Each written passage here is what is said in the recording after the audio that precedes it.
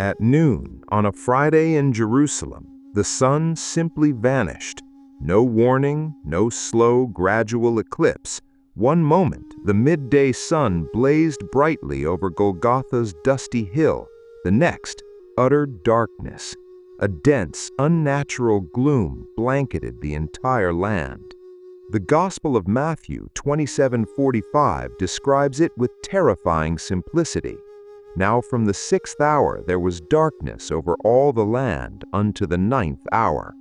The 6th hour, by ancient reckoning, was midday, the 9th, 3 in the afternoon. For 3 continuous hours, the world plunged into an untimely night. My first reaction, like anyone in the 21st century, is to seek a logical explanation, a solar eclipse. It's the most obvious answer, but it crumbles in seconds. The crucifixion occurred during the Jewish Passover, Pesach. By biblical decree, Passover always happens during a full moon. A solar eclipse can only occur during a new moon, when the moon is between Earth and Sun. With a full moon, Earth is between Sun and Moon, an astronomical impossibility. So is not an eclipse, what was it? A colossal sandstorm? An extreme meteorological phenomenon? Perhaps, but no evangelist mentions wind, dust, or anything else accompanying a storm of that magnitude. They speak only of darkness, a pure, simple absence of light. For 3 hours, the most pivotal event in human history unfolded beneath an inexplicable veil of darkness. Roman soldiers, the Sanhedrin, Jesus' followers, all witnessed something that defied nature's laws. What did they truly see?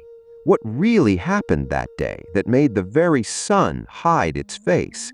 The answer isn't merely in astronomy or meteorology. It's hidden deep within the biblical narrative itself, far more complex and unsettling than a simple natural phenomenon. To grasp this darkness, we must understand the setting. Jerusalem, around 33 CE. Judea, a Roman province, teemed with political tension and religious fervor. The governor, Pontius Pilate, pragmatic and brutal. Religious power rested with the Sanhedrin, the council of Jewish elders, led by High Priest Caiaphas. Into this volatile scene, a Galilean preacher named Jesus was condemned to death.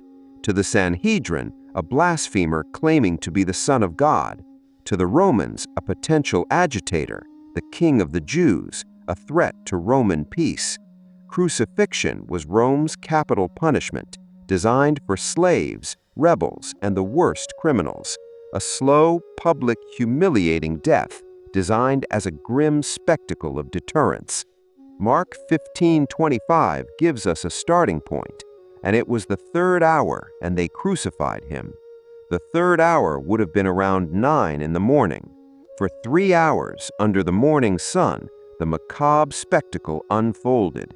Soldiers mocked, religious leaders scoffed, the crowd watched. Then, at the 6th hour, midday, everything changed. Matthew 27:45, Mark 15:33, and Luke 23:44 are unanimous.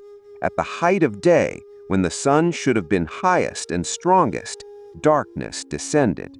Not a mere dimming, not a cloudy sky.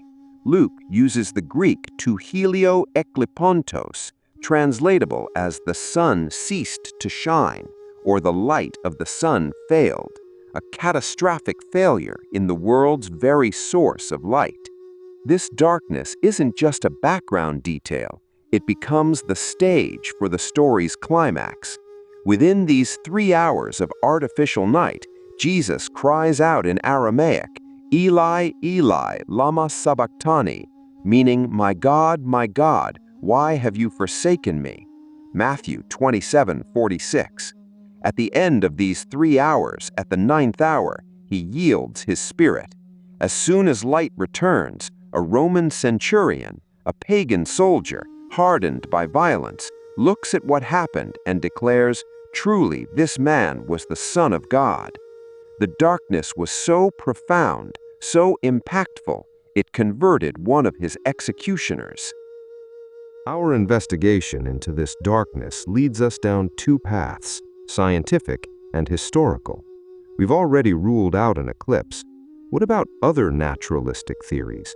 Some suggested a cloud of volcanic ash from a distant eruption, a possibility, but no geological or historical record of a significant volcanic eruption in that region and period, causing such a localized, precise effect. Others propose a severe sandstorm, a Hamsin. These storms can dramatically darken the sky. However, biblical accounts are notably silent on the violent wind and suffocating sand, hallmarks of such an event. The description is of a silent darkness, a supernatural stillness. If modern science offers no easy answer, what about history? Did any contemporary historian outside the Bible record such an extraordinary event? The answer is complex. Great Roman historians like Tacitus or Suetonius make no mention. This led many skeptics to conclude the event was a literary invention by the evangelists, adding divine drama to the crucifixion. If the sun had vanished over the Roman Empire for 3 hours, surely someone would have noticed. However, intriguing references exist in later writings. The 3rd century Christian historian Julius Africanus quotes an earlier historian, Thallus, who, attempting to explain the darkness, suggested it was an eclipse. Africanus ridicules Thallus's explanation for the same reason we do. Passover occurs during a full moon. But Thallus, a non-Christian writer from the 1st century, doesn't deny the darkness. He tries to explain it naturally. Another source, Phlegon of Tralles, a 2nd century Greek writer. He reportedly wrote of a great eclipse of the sun in the 4th year of the 202nd Olympiad, roughly 33 AD. He describes a night that fell at midday, so dark that stars could be seen. The authenticity and interpretation of these sources are hotly debated. Are they independent confirmation or merely reacting to Christian accounts already circulating? It's difficult to say for certain. What is clear, the silence isn't absolute. The memory of a dark, anomalous event on that day seems to have persisted beyond Christian circles. When scientific and historical explanations prove insufficient, we're compelled to ask a different question. What if the darkness wasn't a physical event to be explained, but a symbolic one to be understood? What if the how is less important than the why? Here, our investigation delves into the biblical text. For a 1st century Jewish reader, a sudden, inexplicable darkness was not merely a meteorological phenomenon, it was a message. Darkness in the Old Testament is a powerful tool in God's hands, almost always signifying one of two things, mourning or judgment. Consider the 9th plague of Egypt, Exodus 10. God sends upon the Egyptians darkness which may be felt.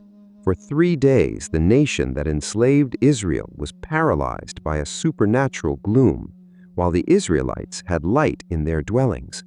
The darkness was a sign of divine judgment on Egypt's sin and oppression. Could the darkness at Golgotha be an echo of that plague, a sign that judgment for the world's sin was falling on the man on the cross?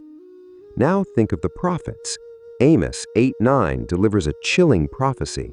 And it shall come to pass in that day, saith the Lord God, that I will cause the sun to go down at noon, and I will darken the earth in the clear day.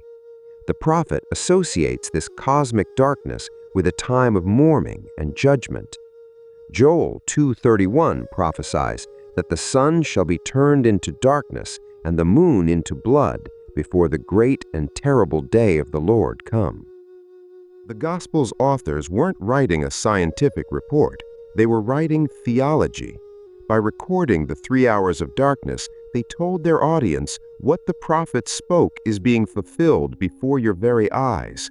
The darkness wasn't an accident, it was the fulfillment of prophecy. It was the physical universe reacting to what unfolded on the spiritual plane. From this perspective, the darkness holds multiple meanings. It is creation's mourning for its creator's death. It is the veil of God's judgment falling upon the sin Jesus was carrying. And perhaps, most profoundly, it is a reflection of the spiritual darkness Jesus experienced when he cried out, my God, why have you forsaken me?" In that moment, the perfect communion between Father and Son was broken by the weight of human sin. The physical sky darkened because the world's spiritual light was for an instant being extinguished. In the end, the mystery of the 3 hours of darkness endures. Science cannot satisfactorily explain it. History offers only echoes and fragments. No naturalistic theory seems to fit perfectly with the details the Gospels provide. And perhaps that is precisely the point. Perhaps the darkness on Golgotha's hill wasn't there to be dissected by telescopes or analyzed by geologists. Perhaps it was there to be felt, to compel every witness from that day until now to pause and confront the sheer magnitude of what was happening. A man was dying, and the cosmos itself paused to watch. The sun, Earth's source of all life, refused to shine upon the death of the one who called himself the light of the world. The question then shifts. It's not what caused the darkness, but what does the darkness reveal to us? It reveals this event was not merely the execution of a man.